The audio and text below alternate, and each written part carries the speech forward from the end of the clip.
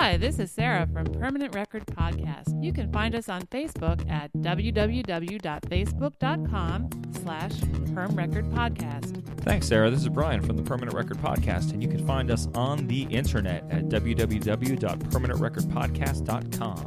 You can also follow us on Twitter. Our Twitter account is at PermRecordPod. That's all great info. Thanks, Sarah. Here's the Rocket Dudes. Blue Zone Podcast Network presents Permanent Record, an in-depth look at the classic albums of the 70s and 80s, albums that have earned a permanent place of honor both in our hearts and in our record collection.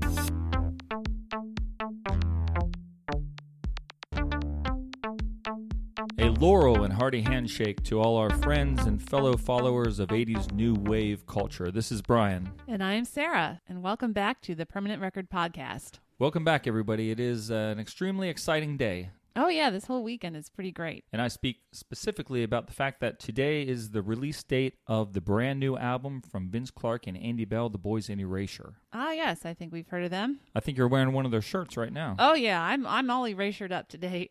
I've got my pink Erasure pop logo t-shirt on, and I am drinking from an Erasure mug from the Very nice. Violet Flame Tour. Yes, it's a very attractive mug. Very nice. I'm, of course, going with the Star Wars Boba Fett t-shirt. Oh. Which doesn't really tie in. No, that's all right. But you know what? It's okay because I've had Erasure on the brain all week. Yeah, I think you have. We've been getting ready for this show, and because of the new album out today, World Be Gone, which you can pick up at any online retailer, and maybe if you're lucky, have a good record shop near you. I'm sure it's there too. But also, this is the time of year where the weather turns nice, and for various reasons, I always drift back to this particular album that we're going to talk about, and every spring I break it out. It's, of course, the debut album by Erasure called Wonderland. Sounds pretty wonderful. It is really wonderful. I don't want to give anything away before our final review of the record at the end of the next episode, but this album has been a favorite of mine for a long, long time. And like I said, this is one that I just always, this time of year, I always get back into it. Very cool. Well, this is a very good time to review it, since especially with the new release out, I think we definitely have Erasure on the mind, and We certainly do. let's get more into it and Let's talk jump more about right it. into it. All right. as my friends used to always say.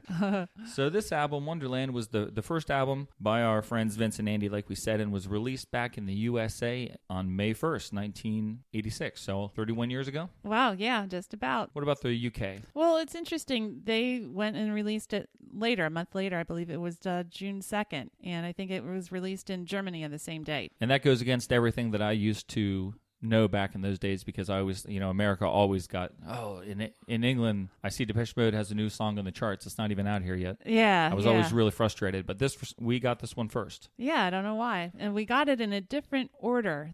Oh, yeah, true. The track listing on the U.S. version is different from the one that was released in the U.K. Yeah, remarkably different. Yeah. Which we'll talk about a little bit as we go on. So the album was a big hit when it came out? Not so much. What? Yeah, much to the surprise of pretty much everybody involved, I think it was not a big hit. It did not chart in America, and I think it went to a measly 71 in the UK. Ouch. Yeah, not so good. Why was that? Everybody sort of just bought the singles and then didn't need the album? Oh, no, not that either. What? Yeah, the singles were released actually months before the album, which is not uncommon, but they were kind of hoping that the first single, Who Needs Love Like That, Oh, that's a great one. would really spark everyone's attention, and when the album came out, that everyone would go rush to buy it. Well, nobody even rushed to buy the first single. What? Yeah, that one wasn't a big hit either, and then they delayed the release of the album a few months. It's baffling to me. That's insane. You're right, though. All three UK singles landed outside of the top 40, and not a single US single broke the top 100 here. Yeah. Shame.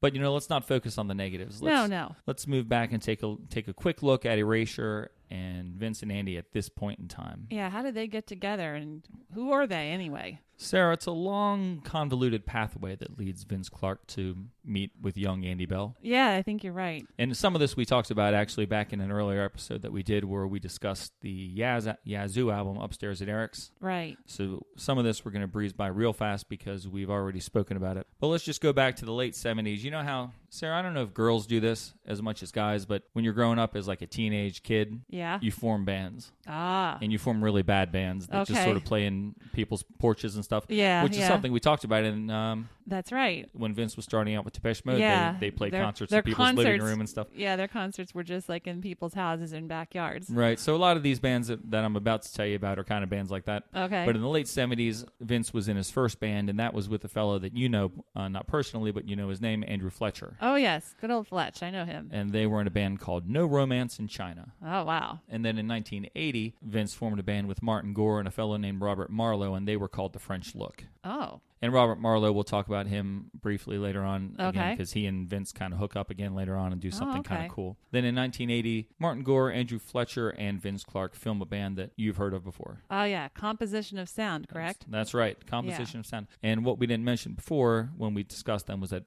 was that Vince Clarke was the vocalist in this band until the day that they met a fine young fellow named David Gahn. Oh, all right. Yeah, I don't think we discussed the fact that Vince was actually a lead singer in a band at any point in time. I was very surprised to learn that. And so then around 1981, maybe late 80, they become Depeche Mode. And in 81, they dropped their album Speak and Spell, which is very successful. The band does very well. But what does Vince think about it all? Oh, he's not all that pleased. I mean, he had 3 singles off of it. Really did very well, especially for a debut album. And he really was kind of not happy with the direction the band was going to take. No, he was not. So he waved goodbye to his friends from Basildon and said hello to another friend from Basildon. Yeah. He hooked up with Alison Moyet, and they formed Yazoo. Yes, and we talk a lot about that in our Upstairs at Eric's episode. We do, and thanks to anyone who listened to it. Yeah. And then in 1983, he parts ways with Allison because he's unhappy. Again. And he forms a group called The Assembly with Eric Radcliffe. And this is kind of a different sort of band. It's more of like a project than a band. Right. We know Eric Radcliffe because he worked with Yaz. I'm going to call them Yaz. I always try to say Yazoo. Yeah, we're just used to calling them Yaz in America, so. Because their album Upstairs at Eric's, Eric Radcliffe is the Eric. Right. And also at the end of, I think, the song Good Times on their second album, You and Me Both. Yeah. Allison Moyet, in a really funny voice, goes, E.C. Radcliffe. But anyway, the two of them get together and they form this band, The Assembly, to record tracks with different vocalists on each song, kind of like one-off singles. Okay. And their first single is a song called Never Never that they record with Feargal Sharkey, and it has some really good success. It peaks at number 4. Yeah, it was very popular too. So Vince is on a roll here. Yep, he has a great track record going. Yeah. Speak and Spell, Yaz, and now this. And also in 83, he formed his own record label with Eric Radcliffe. Oh, really? Called Reset Records, which he had some local bands that he signed, whose names I forget. Whenever I watched an interview where he talked about this briefly, and I didn't recognize the band names. Oh, okay. But at this time period, he also produced a record for his friend Robert Marlowe, who we mentioned just a few minutes ago. Oh, yeah. Mm-hmm. And that was a record called The Peter Pan Principle. Okay. And what's remarkable about that album, Sarah, do you remember? Well, it wasn't released. Yeah, it never came out until like 1999. Yeah, they worked on it, they put it aside, and then all these years later, they finally brought it out for everyone to enjoy. So it is very interesting to listen to, I think, simply because it's fascinating to hear Vince as a producer, how he totally overshadows Robert Marlowe's songwriting. Yeah. You would never think it wasn't just Vince. A Vince Clarke composition, yeah. Wow. It's pretty cool. So that doesn't get released, but Vince spent time doing it. And then in 1985, he releases another one-off single, a song called One Day with a vocalist named Paul Quinn, and that song is not a hit. Oh, no. We have hit a snag in our Vince Clarke pathway to success. Oh, dear. Yep. And I guess that must have discouraged him, or maybe he just was like, okay, this isn't working the way I thought, and he kind of abandons the Assembly project as well. Yeah, I think it's the latter. I don't think he was discouraged, but I think that he did realize things weren't working out. He said, I saw an interview with him where he said he did the Assembly because he wanted to record records and make it really easy on himself, that he would do all the work because he loved being in the studio. Yeah. He said at the time he wanted to be in the studio like 24 hours a day. Oh, my gosh. And was sad that he couldn't be. Oh, wow. He loved working with the technology, being in the studio. Mm-hmm. He didn't like dealing with singers and the problems that come with human collaboration. So that's why the Assembly appealed to him. But he realized it had reached the end. And he advertises for a new singer in Melody Maker magazine. He does. The headline of that ad was Versatile Voice Wanted. Oh. And the ad was put out on the 23rd of March in 1985. Trying to figure out what I was doing that day and why I didn't see the ad. Because my life could have turned out much differently. Oh, yeah. You could have just jetted right over to London and auditioned with the 30 to 40 other guys that auditioned that day. Yeah. So tell me about that. Yeah, well, there were many, many people that auditioned, and I found out what songs they sang in that audition. Lay it on me. All right. The two songs that everybody sang were Who Needs Love Like That, which Vince had written. Mm-hmm. And they also performed that Vince and Paul Quinn collaboration One Day. Oh, really? Yeah, that was the other song that they all sang. Oh, that's funny because I saw an interview on YouTube with Vince, and he said they had like 40-some singers come in, and they gave them 30 minutes to learn 2 songs. So I just always assumed that both the songs were unreleased tracks that people would not have heard before. Yeah. But one of them was actually a song that was just such a bomb that nobody knew it. Might as well have been a brand Yep. new song for Yep. all the radio play it got.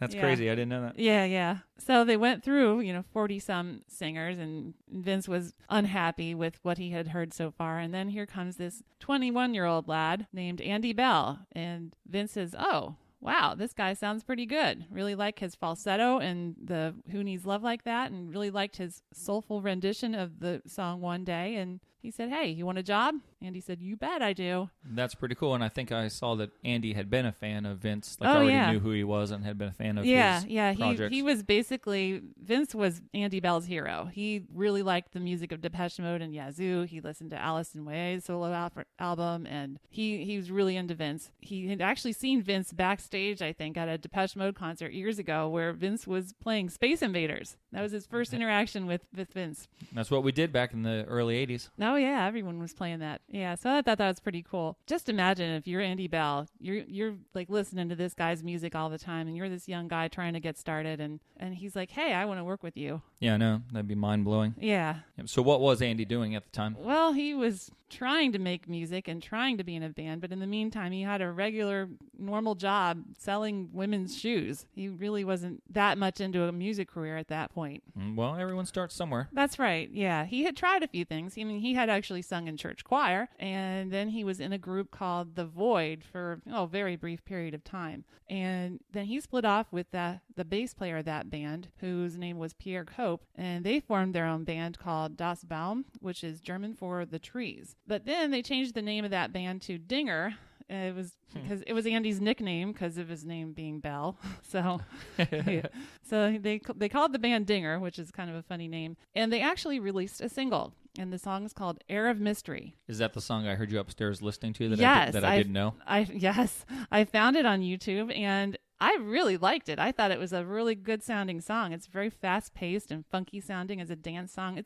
I thought it was a great track. I'm really surprised it didn't do well. That's cool. I'll have to check it. Yeah, check definitely check it out. I think it's up your alley. I think you'll like it. But for whatever reason, it didn't do well, and that they kind of disbanded. And Did you say the name of it? the name of the song is Air of Mystery. Okay. Yeah, so look that up. And I think the B-side is Love to Love. And the B-side's out there too. I just didn't listen to it yet. Very cool. Yeah. It cracks me up, sort of the relationship Vince and Andy had seemingly right off the bat, because we just said Vince formed the Assembly because he wanted to avoid the problems that came with dealing with other people, and he wanted to spend his time in the studio. Yeah. But right away, the two of them get along really well, and Andy Bell mentions how Vince Clarke was so generous, allowing him to have input into the songwriting process. Like right out of the gate, he was untested and didn't have any real experience, but he said Vince made me feel completely welcome, and he was willing to accept as much input as I was willing to give. That's incredible. I mean, you wouldn't think someone who's talked about wanting to be alone in the studio all the time, and this new guy comes in, doesn't have a lot of experience. Why all of a sudden are you like, yeah, I'll work with you,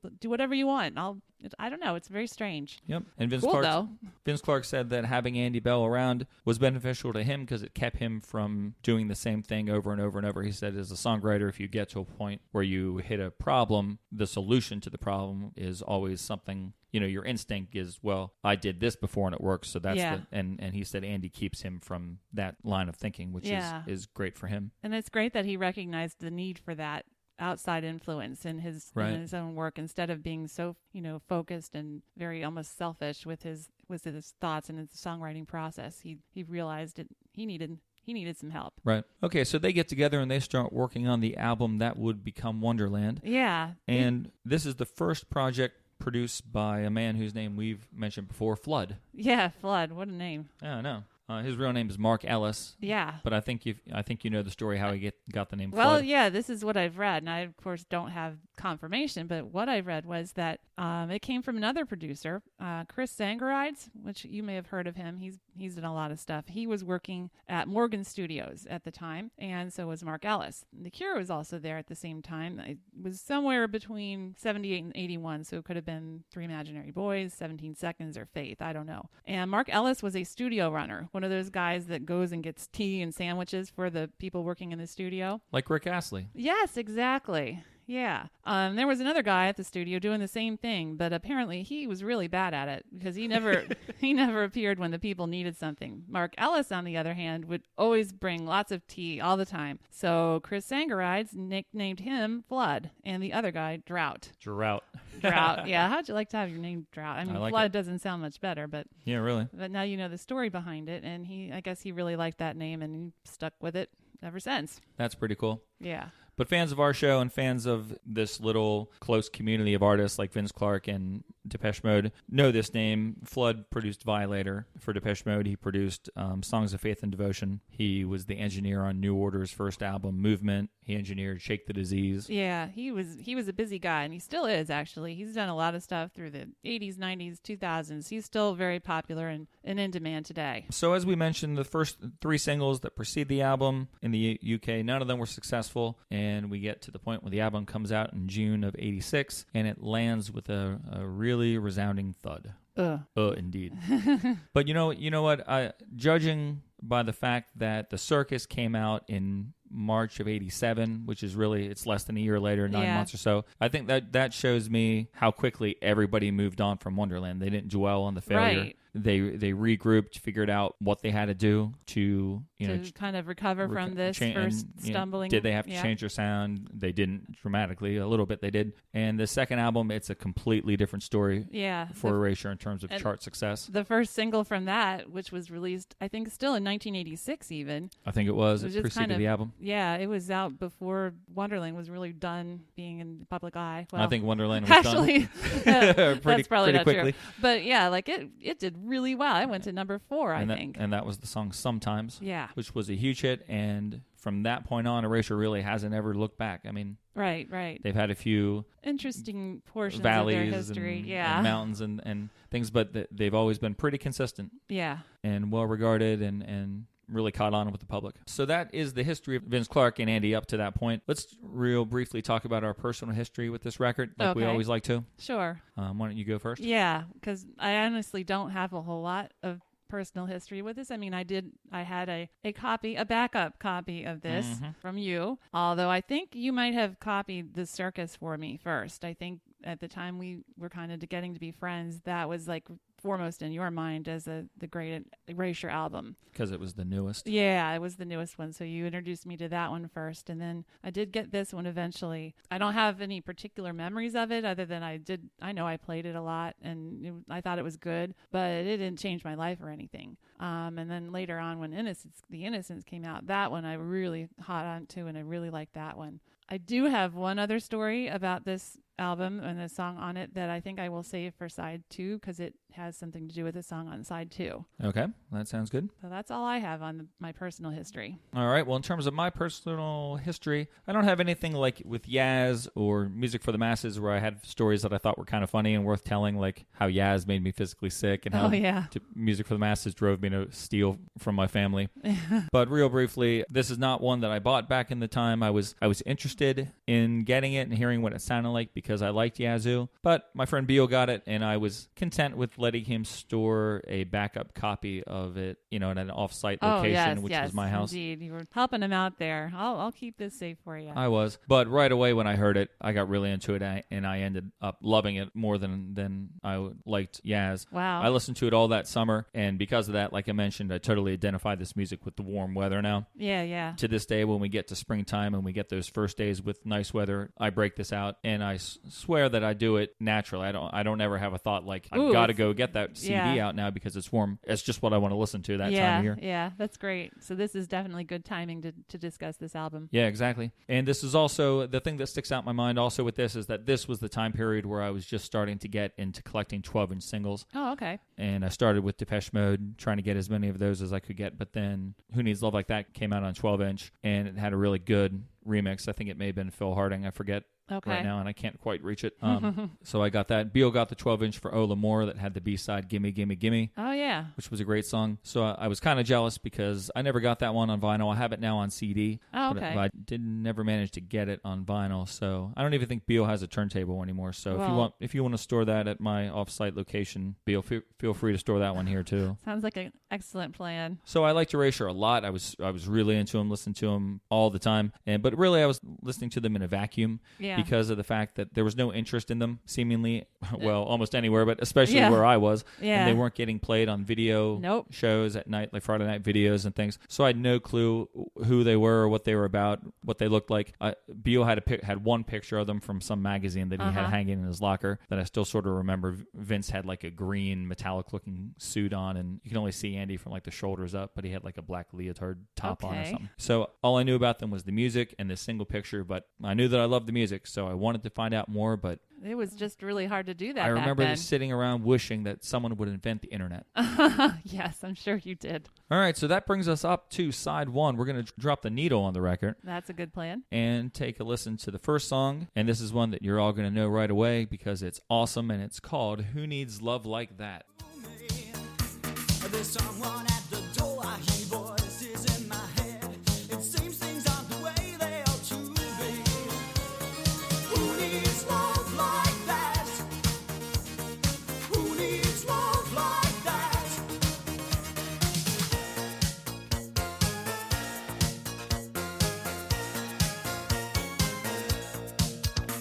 It seems so clear before. Oh, that's so great. It's so catchy and so memorable. It's just so classic. I love that song so much. Yeah, so awesome. Just from the first notes of the song, you're drawn in right away. Those wonderful first notes, you mean? Yeah.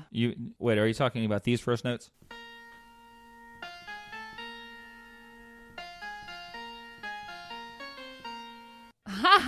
Yes, those exact notes. That the one keyboard riff that I know how to play. That was amazing. That was great little live performance. Thanks everybody. Live music here on the Permanent Record Podcast. I'm gonna put away GarageBand now. Those notes, you hear them. I feel like they're so instantly classic that you feel like you've heard it before. Like, how did no one else come up with this sequence of notes yet? It's like baffling to me. It took a talented brain to come up with it. Yeah. Like we said, this was the first single, right? Yeah, it was. It was released in the UK on September 2nd, 1985. And it peaked at number 55. Yeah, not too good. Not too good. Here in the US, it didn't make the top 100, but it did hit number 8 on the club play charts. Yeah, so it was a big dance hit. Yep, and number 13 on the maxi single sales chart. All right. We were talking about it earlier. You said you didn't like the term maxi single. Yeah. I took a look at my record. It says it right on there. And that's exactly how it's labeled. Specially priced maxi single. Yep, yeah. And by specially priced, yeah, they meant it was more expensive. Oh, yeah. It wasn't a bargain, really, but you got it anyway. Actually, it was a bargain for you. Got a lot of good music on it. You got Who Needs Love Like That, you got Heavenly Action, and you got a B-side called Push Me, Shove Me that I always really loved. Oh, yeah, which is on the album proper in the UK. In the UK, yep, but not here in America. Mm-hmm.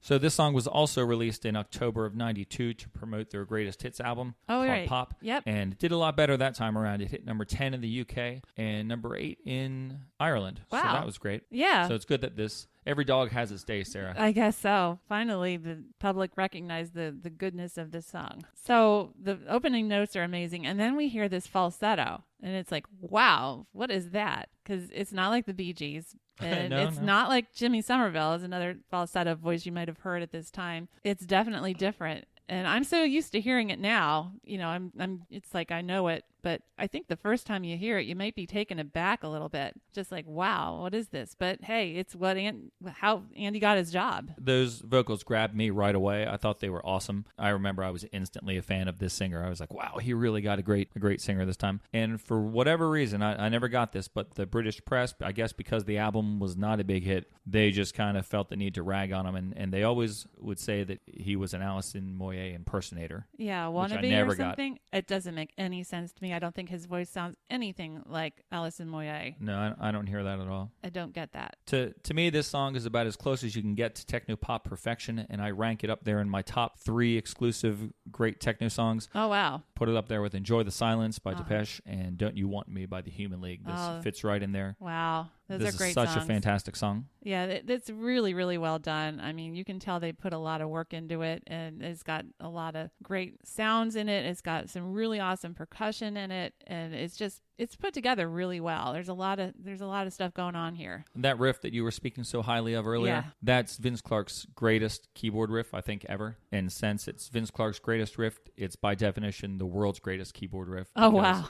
The world's greatest keyboard riff has to come from Vince Clarke. Yeah. So I can't necessarily argue with that. I mean, he's pretty amazing. I just don't understand how this song did not become a big hit. It just makes no sense to me. Absolutely no sense. The bass work in here is incredible. It's a big part of why your foot can't stand still when you hear it. The bass like winds itself around and behind all the other components and gives it a really, really full sound, which I think is great. And there's a lot of bass work on this record that sounds similar to what we're going to hear. I sort of criticized Dead or Alive for that when we talked about Mad, Bad, and Dangerous to Know, about how the bass work was kind of too similar sometimes for me. Yeah. For some reason here on this album, it doesn't bother me at all. But this is the song, even though there are things that sound similar to this is where it works the best and sounds the best, I think, in this particular song. Yeah, I think I would agree with that. Yeah, there's a good strong bass in here, and I'm going to say that in some of the other songs we don't hear that on this album. Yeah, that's true. This is one of the rare early Erasure songs with some guitar on it. Yeah. And although Vince Clarke can play guitar, we've seen him play guitar live. Yeah. He didn't play it. This guitar is played by someone named Maurice Michael. Okay. Who I'd never heard of. I looked him up, and other than playing on here, he didn't really do too much. He played guitar on the ABC album Up, which I just recently picked up and made you listen to. You weren't a huge fan of it. Oh yeah. I thought it was pretty good, actually. I liked it better than some of the later day ABC stuff. But he also played on Millie Jackson, who I had heard of, played on one of her records. Okay. And someone named Tony Halliday. But other than those four artists, that's all he seemed to do. Huh. Okay. So he wasn't a real busy guy, at least that we know of. And there's something that I really, really like about the drum machine in this song. It sounds incredible, especially the fill-in sections. Yeah, there's some really good fill-ins on here. It doesn't sound real, but it sounds fantastic. No, there's good percussion and a lot of good keyboard riffs. Besides the opening one, I think there's other parts of this song that have some really memorable keyboard riffs in it. Sure. And there's just so many things about this song that make it get stuck in your head. Mm-hmm. I can't say enough good things about this song and how wonderful it is for an opening track on an album. It really gives it a really strong start. This is one of the ones that Vince, like you said, had people try out with. So this is a song that he had written and completed, so it's credited to him by himself. Yep. A Vince Clarke composition. And like virtually any song that Vince Clarke writes himself, the lyrics are kind of lightweight, I think. But it's such a great melody, and the words sound good rolling off the tongue, so the words don't stand out as bad. It's just they don't detract from the song. Right. And because of the fact that they're so lightweight, I don't think I ever really pondered what they were about before. I don't think I've ever sat down and read them and wondered what it was about. So I just did that yesterday. It seems to be about, to me at least, someone who is in love, but it's not really like a good love or relationship like in the movies or greeting card love. Yeah. And the love is kind of having like an adverse effect on them. Like, right. Yeah. Love can turn you upside down and leave you cold. Something's not quite right. Something's strange happening to me. Exactly. Yeah. Doesn't sound too good. But then, like, it was kind of, I don't know, kind of shocking to me because after 3 verses cataloging the weird, unpleasant things that are happening to him, we get the line, "Then I see your face and nothing really counts. Don't tell me now this feeling will stay." So after all this that I've listened to you complain about all the bad effects that love's having on you, you're going to forget all those bad things when you see the face and just because you're so smitten. Oh, there it is. Yep. The one I love. And we mentioned, I think yesterday when we were talking, we mentioned that we both thought of the movie Love Actually whenever we did. 2 different sections of the movie, but both of them talking about the pain and agony and unfortunateness of being in love. Yep. So that was kind of funny that we both thought that. Yeah. And speaking of the lyrics of this song, because of all the past history that Depeche Mode and Yazoo and now Erasure have, I would always, if something came up like this, I would always notice lyrics that I thought were like veiled insults from one group to the other. Oh, yeah. And this is one. Not that, I mean, I don't even know why they would bother to take the time to insult each other. I was like, I wonder if Vince is having a go at Depeche Mode, because he says nothing really counts. And Depeche Mode, just like 2 years earlier, had the big hit, Everything Counts. Oh, man. Vince is saying the exact opposite of what Martin said. Well, that clearly indicates a huge feud between the two of them. And so that one doesn't seem very probable to me. But there's another one that I noticed that I'm going to just bring up real fast. It's not related to Erasure. This one I think has some merit to it. Okay. On Alison Moyet's second album, she has the single Is This Love, the first single off that album. Oh, yeah. Rain Dancing. And in that she says, and if I lived in Wonderland, I'm better off this way. Oh, wow. And I think that Alison Moyet is saying it's kind of good that I went out by myself and I'm having success by myself, or else I would have been the vocalist on the album Wonderland, which was a big bomb. You may have something to that one. I stand by that one. Okay, well, maybe we can ask her when we see her in September. Yeah, maybe we can. So this is an incredibly upbeat, dance floor filling techno pop track by the man who does it best. Wow, that was a mouthful. How could it not have been a hit? I don't know. It doesn't make sense that it took so many years after it was first released for it to finally capture the attention of the British population. Yeah, it's crazy. It's really weird. You want to talk about the video for a little bit? Yeah, maybe the video has something to do with that. No, I think the video is lots of fun. It's a lot of fun. It's crazy and cute and silly, and I wish I had seen it back in the day. Yeah, me too. It's something that I don't think I ever saw until YouTube became a thing that we worried about. No, yeah, you mentioned that you didn't have exposure to Erasure. Of course, I didn't either. They just weren't noticeable on the American music radar, at least where we were. Yeah, not at this point. So the video is just so crazy. Well, what's the deal with the video? Well, it's a Western themed. We got Andy dressed as an incredibly crazy looking cowboy with the world's biggest cowboy hat. I think I managed to get a screen capture of that scene when I was watching it on YouTube. Okay. So I'm going to put it up on the Facebook page. You definitely have to post that because it's the biggest hat you've ever seen. And meanwhile, Vince is playing piano in this saloon, and he's got the little bowler hat, and he's got the garter on his sleeve and everything. He looks just like the traditional guy. But then we also see them up on stage as female dancers in a chorus line. Yep, both Vince and Andy. Yeah, in pink frilly dresses, and they're kicking up their legs, and they're having a good old time. And then enters dun dun dun the bad guy, who I'm sure must be named Black Bart. I can see that. He's all dressed in black. He's got the black hat, and he's got this kind of scowl on his face. And he has a blacked out thing on his tooth to That's right. make it look like he's missing a tooth. Yeah, so clearly he's a tough dude. But he takes a liking to one of the dancers. It happens to be the female Andy. Mm-hmm. And go ahead. And he causes quite an uproar when he just grabs her off a stage and carries her out to his horse to ride off into the sunset with her. Yeah, that didn't sit too well with the cowboy, Andy. He's very disturbed by this, and he confronts the cowboy, Black Bart. Meanwhile, while all that's going on, Vince is still playing songs on the piano, and the rest of the people in the bar are just rollicking and having a great time. Yep. They're la la la la la, whatever. And it was the theme of this video that actually prompted me to cleverly hide another Western reference in this podcast. Oh, really? Yep. At some point before now, I had a quote from or a reference to something Western related. So, oh my goodness! If anyone knows what it is, let us know. Oh man, I can't think of it right now, but I'll have to go back and listen to it again. I'll give you a clue. It was the very very first thing I said. Oh, okay. All right then. Thank you for that. So this video is pretty crazy. It's fun. It's crazy. It's enjoyable to watch. Oh yeah, it is a lot of fun. It's very entertaining. And what gets me about it is how much fun Vince seems to be having. How happy he looks. There's so many shots of him like just grinning right at the keyboard, and he's like, "Hey, here I am." Yep. And everything we've heard about him up to this point, and how he seems so miserable and taciturn, and why is he smiling and laughing so much? Yep, it's so different than the Vince Clarke we saw like in the video for Just Can't Get Enough. Yeah. He looked like cool and tough and angsty, and here he is in a pink dress dancing on stage. I mean, come on. And then I had some other thoughts about this video. Okay. And this is more of like this is more serious. The 80s were a very cool, strange time. If you were there, you know that. And if you're not, you may have read about it or caught on to that fact by watching all these videos. Socially, things were changing, and sometimes it seemed like they were changing pretty quickly. But now when you look back, you see that really they weren't. Yeah, some of it was fast and some of it was still really slow. On the topic of sexuality and lead singers of bands, things did not move very fast. And I was kind of struck by this video when I watched it yesterday, because I thought about how, like in 1983, how hard Boy George worked to avoid answering the questions about his sexuality. Oh, yeah. And I remember a specific interview where they said to him, "Are you bisexual?" And he said, "What, do you mean, do I have to, when I want sex, I pay for it? I buy it?" Yeah. And they all laughed, and it was funny. And just played it off and didn't really get into the yeah, truth. And it sticks out for two reasons. One, because they're so focused on it, but like at the time, you're talking to Boy George, and all right, if you have to ask him a question about his sexuality, you ask him, "Are you bisexual?" It never even enters your mind that he might actually just be gay. Right. Yeah. It's so weird. And also, it stands out because they were just so afraid of it.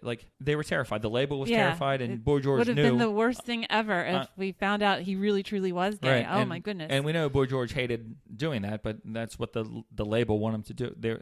The label said, "This is what you're going to do." Was it the best path for him to take? There were a lot of other factors that led to the downfall of Culture Club, but I can't see that not being true to yourself is a path to long-term happiness and success. So I feel bad that he was in a situation where he had to do that. Excellent point. Then in 1984, Frankie Goes to Hollywood comes out. Oh, yeah. Well, here in America, I know that they were in the UK in 83 with Relax, but here in 84, Relax is released, and Relax has 4 videos to it.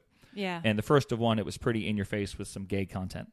Frankie, unlike Culture Club the year before, Frankie wasn't covering up their sexuality, and they used it to shock people and to get some notoriety. Yeah, completely different. Yeah, completely different. Was this the best path to take? Again, it's difficult to say because Frankie's second album was such a disappointment, and then they imploded. But you can't shock people indefinitely. You ultimately have to have your music stand on its own. Right. Liverpool, the second album by Frankie, sort of indicates that maybe that was not going to happen. Yeah. And that's what Vince and Andy did right in 1985, I think. At this point, Andy Bell wasn't a star. He was practically unknown. He had, I'm almost going to say, you're not going to see this when you watch this video in particular, but if you watch some performances that they did, he had blue collar appeal, I think.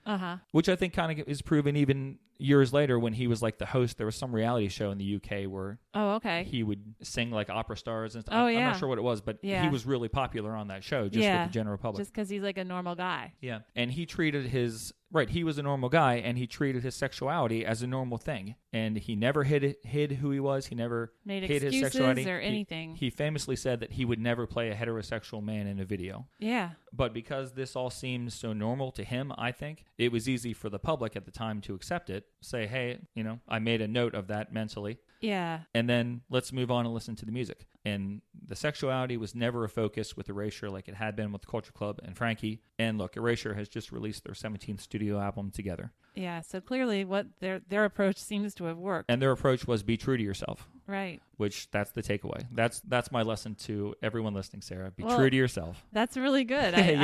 That's good words to live by, really. Yep. All right, so that was all a little too serious. So let's move on to track number 2. Okay, I don't think it's too serious. And nope, this is a great song too. This is one that we all know and love, and it's called Reunion.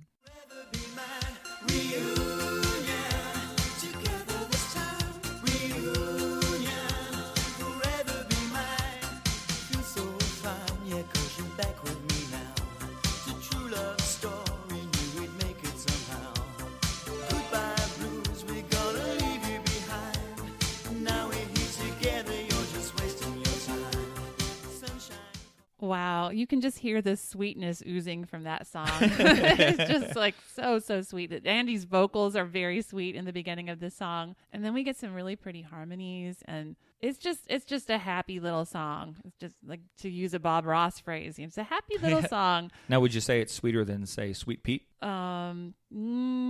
The music behind it definitely the music is. Yeah. So are his vocals sweeter than Sweet Pete? Yeah.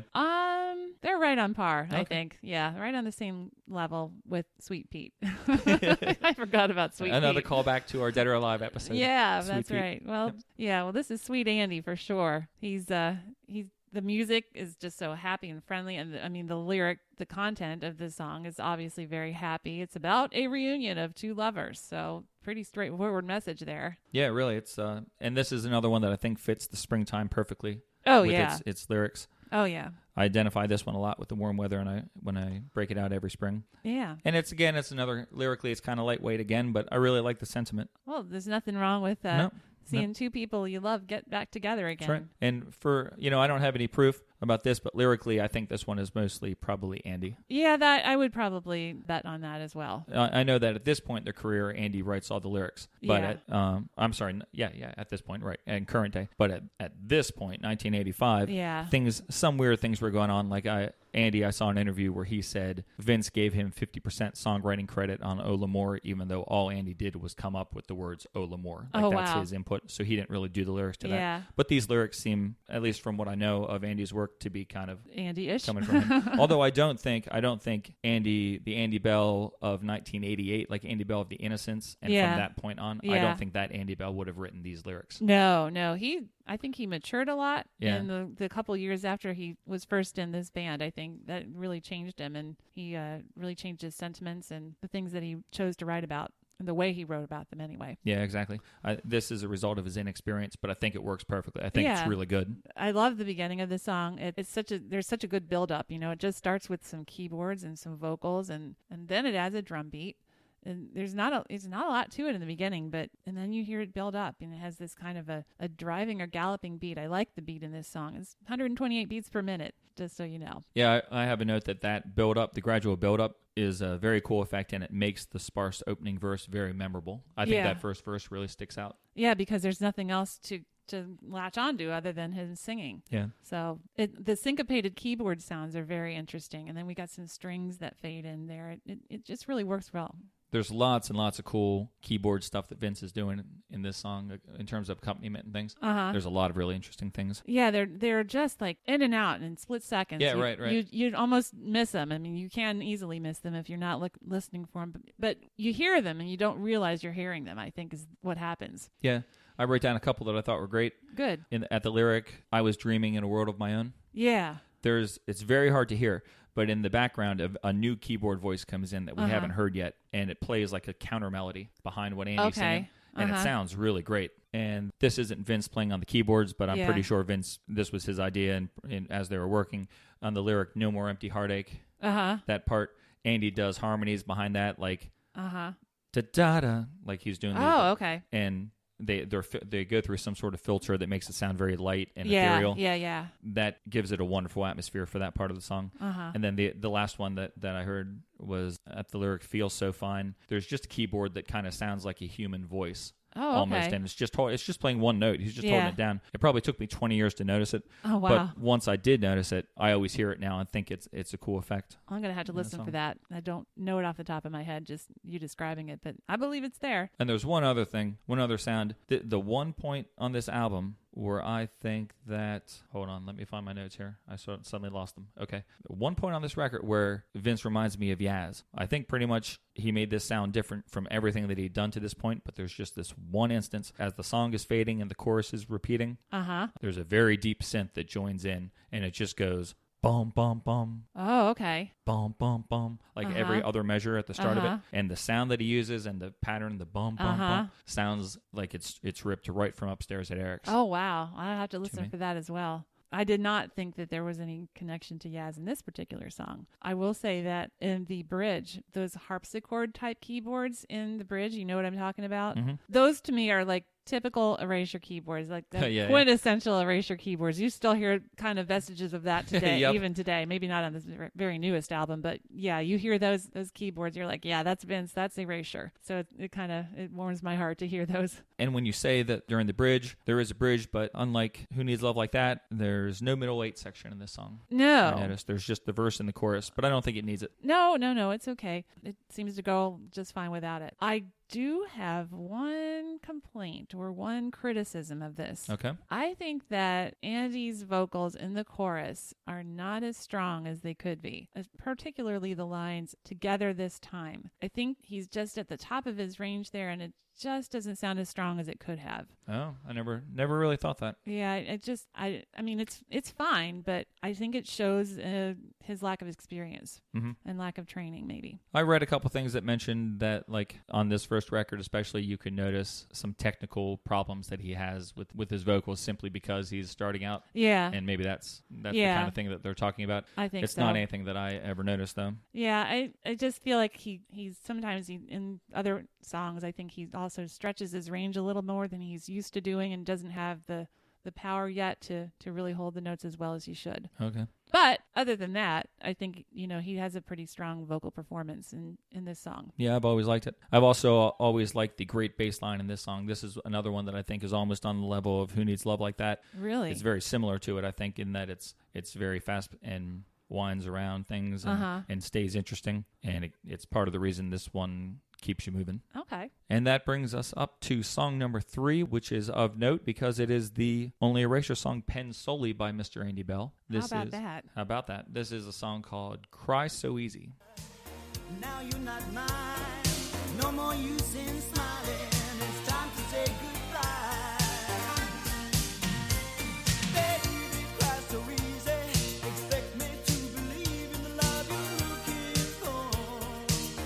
In the love that you're looking for. Tears, they don't come easy.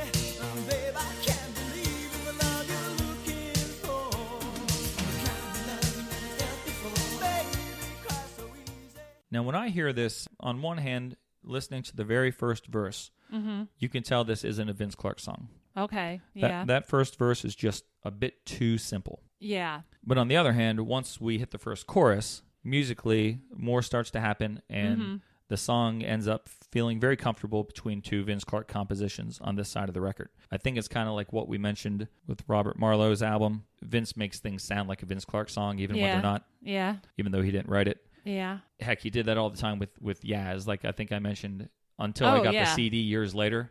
Yeah. I thought he wrote every song. Yeah. And it turned out he only wrote about half of them. Allison Way wrote a lot of songs that sound like Vince Clarke. Right. But they only sound like Vince Clarke because of his influence. Yeah. I can see that. And I really like listening to what Vince Clarke does with other people's songs, more so back in this early days than recent history, like when Erasure has actually released an album called Other People's Songs. Oh, yeah. But it's just fascinating to me to hear his sensibilities overpower anything that they bring to the table. But like I said, I think if you focus on that first verse, you can tell this is maybe a little too simple. Yeah, I have a note here. It's a pretty simple mid-tempo song. The drums especially, I think, sound very simple in this song. There's a few fill-ins here and there, but they're nothing like what we've already heard on the past two songs, especially the first one. Yeah, I really like the fill-in too. I wrote that down. Some nice electronic drum fill-ins. Yeah, but they're very standard. They're not as imaginative or complex to me as we find on other tracks on this album. And like Reunion before it, this is a song with no middle eight. They just both throw an extra chorus in there. Right. Now I find that interesting, but I may be the only one who does.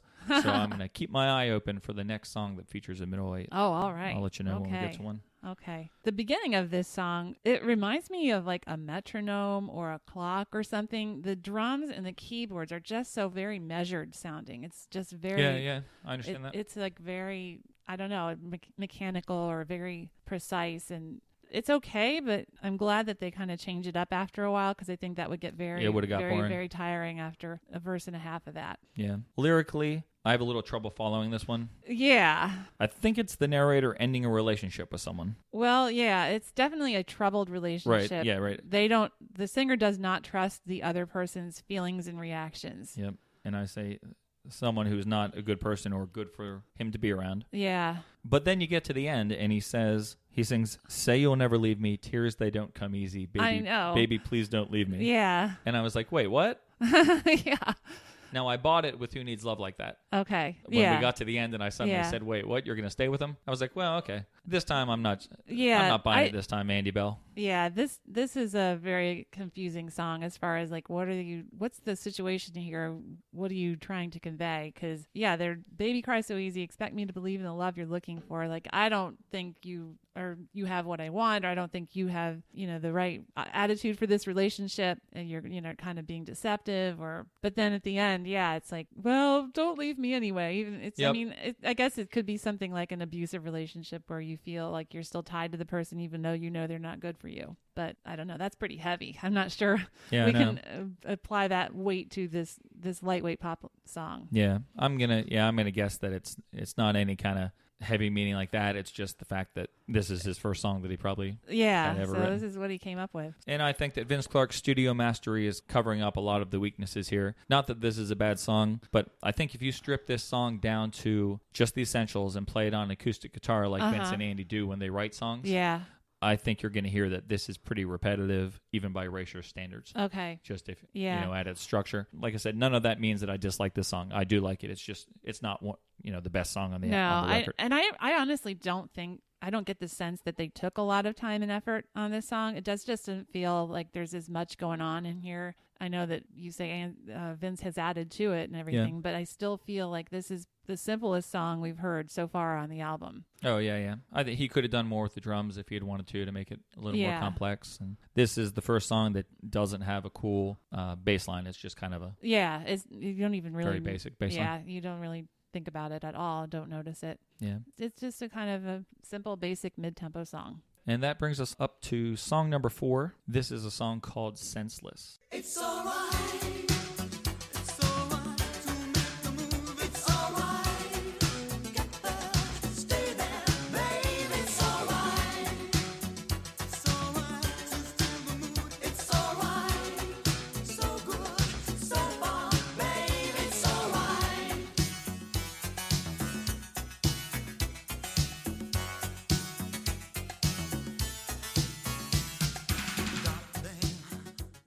So Vincey right there. Oh, I know. And you know what? To me, that section that you just played, that sounds like Yaz to me. That little section is, I have a note that I think that keyboard and those percussion, those drum things, to me, that sounds like it could have definitely been a Yaz song. You know what? I never really thought that before. It never struck me as being true, but now that you're saying it, that's a pretty good point. Well, thank you. Mm-hmm. I'm glad you agree. Yeah, I think this song, definitely more than Cry So Easy or Reunion, could have been a Yaz song. Definitely. That's true. This is my favorite non-single on the album. Oh, okay. I would have selected this one as a single over Heavenly Action. I have that actually. exact same note. I said, I don't know why they released Heavenly Action instead of this song. I think this just lends itself, especially to more possibilities for remixes. Yeah, exactly.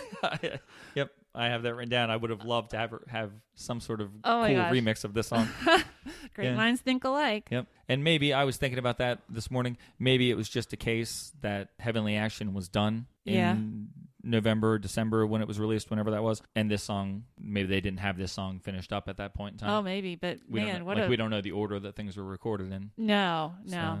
What a missed opportunity, though. I think this song would have done better than Heavenly Action. I think. Then again, I would have thought Who Needs Love Like That would have risen up the charts really far, and it didn't. So who's to say? Right. But I think this is a much better dance song than Heavenly Action. Yeah, it's a much better dance song. It has a much stronger keyboard riff. Oh, yeah.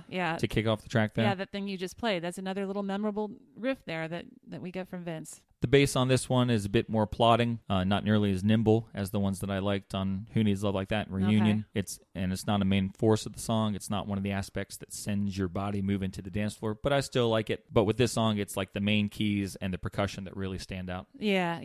I think the percussion on this is better, although it still sounds to me like a very standard drum machine pattern.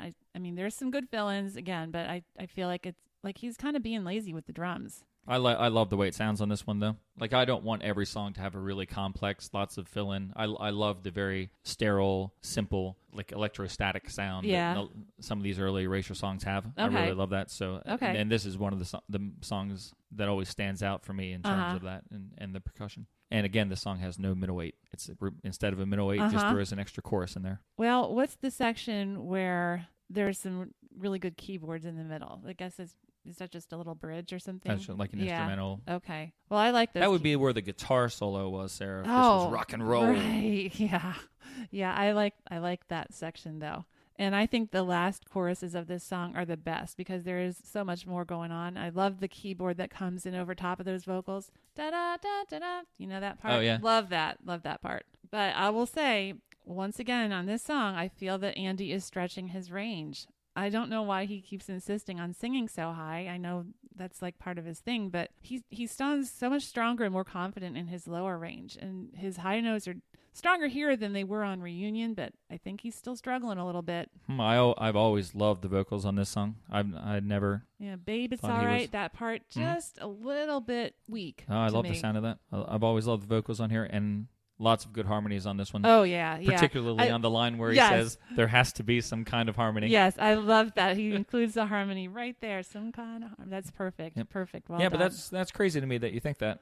I mean, it's fine that you think it. Yeah. I just never had it's never entered my mind that he sounds bad or that he sounds weak on Well, this song. I put a real critical ear to this when I was listening to it, and I never really thought about it, but when I did really take a listen to it, these songs, some of them just stand out to me as you can tell he's a novice performer, novice singer. But it's not a bad thing. I mean, he's certainly better than a lot of other people that have been more experienced, but I feel you can tell that this is his first real big album. The music on this one's kind of slinky to me. Ah, okay. Yeah. Not as much as on their next album, the song Sexuality. Uh-huh. But I'm still picking up a little sexual energy from this accompaniment Okay. in this song in general. Uh-huh. I don't know if that ever stood out to you. It's definitely kind of funky sounding to me. You know, it has a good groovy beat to it and a groovy tone to it. Now, maybe with this, I'm revealing more about myself than I am with Erasure. Oh. But on the instrumental break that we mentioned earlier, Yeah. there are these accented drum hits Okay. that sound totally different than any of the drums in the rest of the song. They have a Oh. different tone to them. Uh-huh. And to me, they sound a little bit like they're trying to simulate like a whip crack almost. Oh. Not make it sound exactly like it, Uh-huh. but Uh-huh. but I think that they're trying to just sort of put you in mind of that Oh, because okay. it's much more of a, Wow. and it's just like I think it's maybe 4 measures that end with that drum, Okay. I'll have to listen for those. which would kind of go with my little bit of Oh, slinkiness. Yeah. Uh-huh. And then lyrically, their lyrics, especially on this album, are never blatantly about things. Yeah. But I'm getting a kind of vibe, subtle compared to other groups and things, but some naughtiness going on. Okay. There's a line, got there, babe, better stop there, inhibition slipping away. Uh-huh. Stay there, got a lot that we could share. Oh, interesting. Which is, I think, they're getting down there. Okay. And then in the chorus, it's all right to make the move, it's all right to feel the mood. Yeah, I definitely get the sense from this song that the other person in the relationship is reluctant to move forward and be more open, and the singer is trying to convince them that it's okay to do so. Now, whether that's just a normal relationship stuff or we're talking a little more on the sexual side, it could probably go either way. But yeah, I think that this song is about trying to convince the other person that, yeah, it's okay to do this, it's okay to be this, it's okay to come with me on this journey, whatever it may be. Right. And I think if it wasn't about that, with that line, it's all right to make the move, it's Yeah. all right to feel the mood. If they weren't specifically going for something like that, Yeah. if they were just throwing words together, Yeah. they would have gone for a more obvious rhyme, like it's all right to make the move, it's all right to feel the groove, Oh, all right. which doesn't Yeah. mean anything. No. But they specifically use the word mood, Okay. which isn't a real rhyme, but sounds close enough. Yeah. Interesting analysis. I might have to agree with you there. Oh, thank you. So like we said, this would have been, in my opinion, a fantastic single, and I would have loved to have gotten some sweet remixes. Would it have been enough, would this song have been enough to turn this album into a hit?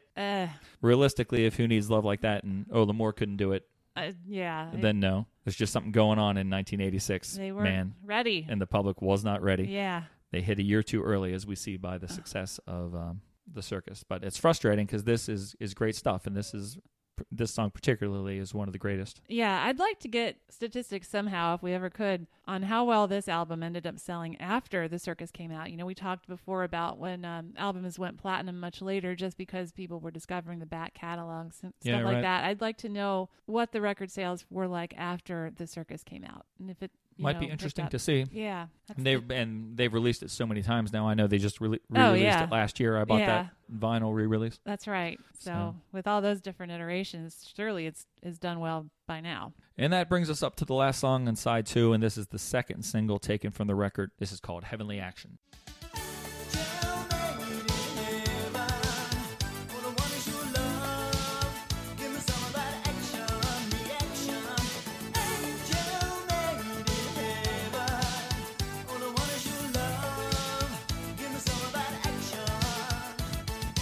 Found out I was standing in your firing line. You made it, you marked your arrow and this is so sweet. Oh my gosh.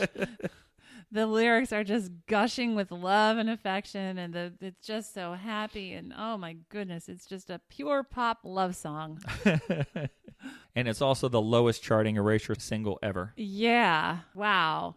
I think it only got to 100 in the United States. No, in the UK. Oh, in the UK. That's right. Peaked at number 100. Yeah, 100. Oh. And in the US, it was just kind of thrown onto the B-side of the 12-inch for Who Needs Love Like That. Yeah, so because it was riding on those coattails, it got to number 8 on the dance charts. But I don't know. I don't think of this as a dance song. I guess you could dance to it. I mean, it has a dance-type beat, but Yeah. I don't know. It's definitely, to me, a very odd choice for a single. I just don't know. Like, I guess you said it could have been because Senseless wasn't ready, but yeah, I think Senseless would have been a much better choice than this one. Yeah, this is not one of their most fantastic songs. I've always thought it was kind of like a combination of components from all the songs that precede it on the record. Like every aspect of this song is pulled from something that we've already heard. Oh, interesting. But like everything else on the record, it's really catchy. Oh, it is. So it may not be the most creative thing, but it's going to get stuck in your head. Yeah. This song is the same tempo as the last two songs. We had like 106 beats per minute, 107 beats per minute. This is another 107 beats per minute. I feel like we're stuck in this mid-tempo limbo and another really similar drum beat. It gets a little monotonous, and I'm wishing on this first side that there was a little more variety in the tempo and the pace of these songs. I'm actually surprised to hear those beats per minute so low. I always thought this was a much more danceable song than that. Well, when I did the research, that's what I found, and they were all the I'm sure you're right. 3, 4, and 5 are all just in that same range, and it feels like we're just kind of dealing with the same drum beats the whole time, the same drum patterns. I mean, I know there's fill-ins and stuff, but I feel like we're just in this limbo. Like I said, everything's sounding the same. Like Senseless, I know it's kind of slow and slinky, so I knew that was kind of a lower beats per minute. But this one I always thought was faster. I'm not saying you're wrong. I'm just saying the way everything comes together in this song, in my head, it seems more upbeat. Yeah, there's definitely more rollicking keyboards in this, and I think that helps. That has that kind of fairground sound to it. And I'm never going to say anything bad about the percussion and the drums on this album, because this traditionally for most of my life has been a record where I say the percussion sounds like it's like my favorite percussion sounds. Oh, that's interesting. Well, I think it is just a matter of opinion. You know, what do you like? What are you comfortable with? So, and guess what? This is alert. This is the first song on the record since track number 1 to feature a middle 8. Oh, my goodness. And I really like what they do with it. The middle 8 section is the part, Be My Lover, oh, I Don't Want Another. Yep. It's a nice addition to the song, and it's fun to sing along to. And those keyboards in there, they are just traveling all over the place. It's so much fun to listen to those keyboards in there. I think that's a wonderful backing for the vocals. Yep. The bass, again, is kind of simple, like Senseless was. Vince is awesome at coming up with these bass lines that I've been singing the praises of, the ones that I always say they roll around and weave around things, but this isn't one of those bass lines. Another one where he doesn't really pull out all the stops on the bass or to me the rhythm. I think the foundation for this song is very standard. It's not that memorable. I think there's some cool percussion sounds in here, including a sound, I don't know what you call it, so I can't really go into too much detail, but it's this sound that I always affiliate with the Thompson Twins when I hear other groups use it, because it's a sound that appears in the song In the Name of Love. I know what sound you mean. It's like the sound of like a hollow drum kind of I know what you mean though. Yeah. And they use that in here. And that's true. They I like do. that sound. Yeah, that's good. There's some funny sounding keyboards in the background of the verses. They put me in mind of the sound a keyboard would make if you could apply a whammy bar to it. And they're the kinds of sounds that I think of when I think of like Cameo or The Time, that kind of, that kind of like, kind of, there's some sounds in there like that in this song. And I kind of like those. And that sound always ends abruptly, right? Yeah. They're real short. Yeah. They're real cut off. The chorus on this song, I give 2 big thumbs up to the chorus. Okay. I'm not sure if you didn't like Andy's range and his vocals in the other chorus. I think maybe you might have some problems with it. I actually don't have any notes on how he sings this particular chorus. I think starting off, Angel, I know it's a high note, but I think he actually hits it pretty well. And that's cool. It didn't occur to me to make a note on it, so I think I must be okay with it. I'm not saying that the the people of Britain in November '85 had to make this their Christmas number one. Aw. But I don't know why it couldn't have cracked the top 40. And as David Gahan says on the new album Spirit, come on, people, you're letting me down. Oh, that's good. I'm sending that message back 30 years into the past. Okay. 32 years. Yeah.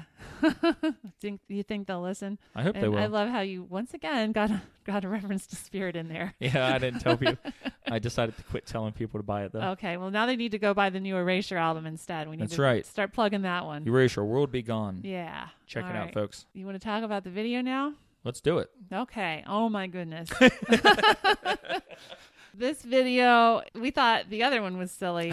This is like taking silly to a whole new level. Oh my goodness. You got to go look for this one on YouTube. We'll have a link to it on the webpage if you want to check it out. Yeah, it'll be in the show notes if you get this on an app that lets you see the show notes in like HTML format or whatever. So Andy is in a spaceship and he has a companion in the spaceship. It's a dog. A very friendly-looking dog. Yeah, a cute little mutt. And Andy is not just in any spaceship. They're kind of exploiting the fact that Andy kind of resembles Buster Crabbe, Oh. who was the actor who played Flash Gordon and Buck Rogers both in the 1930s and 40s in like the old movie serials. Oh my gosh, I didn't pick up on that, but now that you say that, I get it. Yeah, and he's wearing a costume. It has far more sequins. Flash Gordon in those old movies never wore sequins, No. but the costume with the hat. Yeah. Flash Gordon wore like a hat like that. Okay, because I was wondering, why is he wearing this hat? It sort of looks like a Boy Scout hat or something. Yeah, it's a callback to those old movies. Okay. Serials, All right. which I thought was awesome. This is, again, this is a video that I only saw recently on YouTube.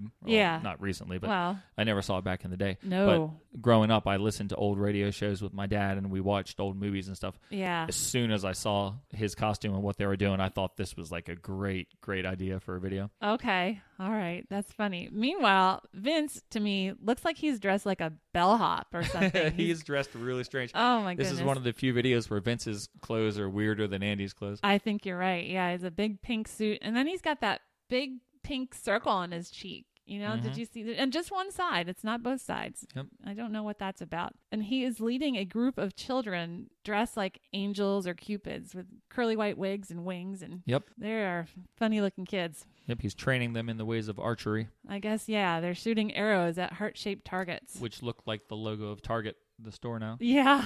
Yeah. It's kind of funny. Product placement all the way back in 1985. Yeah. I don't even know if Target existed back then. It Anyway. didn't, but they were setting the stage. Yes, indeed. I'm sure they saw the video and said, "Oh, we got to make a store with that logo." Yep. And one of the kids does hit Andy's spaceship, and they fill it with red smoke. You remember that happening? I do. Oh, it was quite a traumatic moment. And then Andy, I guess that prompts them to land. And when they land, when he gets out of the spaceship, you notice what he's wearing? I don't remember. We see a shot of his feet descending a ladder, and he is wearing ruby slippers. Oh, yeah. Much right. like Judy Garland in The Wizard of Oz. Yep. So I thought that was a cute little nod to her and that movie. And he's, far away from home, clearly. Mm-hmm. He's on another planet. So the tense part of this, oh my goodness, an evil alien has captured dogs from all the other planets, but he still needs an Earth dog. And there's an empty cage where the Earth dog should be. So where's he going to get an Earth dog? From Mr. Andy Bell, who happens to have the cutest Earth dog I've seen in a long time. Yeah. And he captures that poor dog and puts it in the cage with all the other dogs from the other planets. Yep. So luckily, Andy is able to team up with the small children trained in the ways of archery. Yes, they're also trained in the ways of, I guess, breaking and entering and and subduing green aliens with yeah. rope. Yeah, the alien went to sleep in a hammock, and the children come in and tie him up to the hammock so he can't escape. And they're then- able to free the dog. Yeah, who let the dogs out? Oh. They did. Ouch. And then, meanwhile, Vince is like a fuel station attendant, a gas station attendant. Maybe that's what he's dressed as instead of a bellhop. Maybe. And he's filling Andy's spaceship full of rocket fuel so that once they get the dog back, he and his canine companion can blast off, presumably for Earth. And or continue their mission, whatever. Yeah, whatever wherever the they're case is. going. Yep. So that sounds pretty crazy. Yeah. I think it's very fun to watch. Oh, it is. It's a lot of fun. It's probably even more fun than the first one that Yeah. we mentioned. But I can see how it could have hurt the song. yeah, it's very unusual. Yeah. And people searching for the next big pop hit probably aren't expecting to find toddlers running around shooting arrows and lead singers hugging dogs inside heart-shaped frames. Yeah. It's kind of odd. Yeah. But it is a lot of fun. Yeah, I enjoyed watching it for all Yeah. the references, the old movie references. And I'm glad you picked up on those. That was cool. I think Andy does a very good job in this one. He's kind of likable. Yeah. In his performance here, and he's Yeah. he's a very good act in terms of body, like his acting through Yeah. body language, looking scared and Yeah, yeah. upset, and he does a really good And job. He's very good with the dog too. I Yeah. think he does a really good job of, showing affection for the dog. Well, Mm-hmm. although again, with the dog that cute, how could you not? True, but that's something that I'm realizing that we're saying that a lot on these shows about how some of these musicians are giving pretty good performances for these videos. Which, if you think about it, they really should be prepared and able to do that if they're going to be lead singers and being performing on stage. We've heard before that you're kind of acting, playing a part there when you're out on stage. So it kind of stands to reason they should be able to or need to be able to do that in a video. You would think, but it doesn't always translate. No, And it doesn't. As proof for that, I would prompt you to listen to the episode that I did with my friend Beal on Kilroy Was Here. Oh, I did do that. Yes. Well, yeah. Those guys weren't used to performing like that. No. So, well, anyway, that brings us up to the end of side one of Erasure's Wonderland. Okay. And we hope, unlike the audience of 1986, we hope you've enjoyed our listen to the first side. Yeah, and we'll be excited to talk about the second side. Yeah, very excited because I really enjoyed this one, like I said, and I'm really enjoying the chance to look at it and discuss the songs with you and with our audience. Very good. Yeah, and I hope some of them decide to weigh in on what we've said so far. We always enjoy comments and questions and reactions. So if you feel like sending any our way, we'll be happy to hear them. Yeah, we do like hearing from you, and we recorded that fancy new introduction to the podcast that you probably heard with our contact information, Facebook and email and all that good stuff. Yep. But until then, folks, we'll see you on side 2.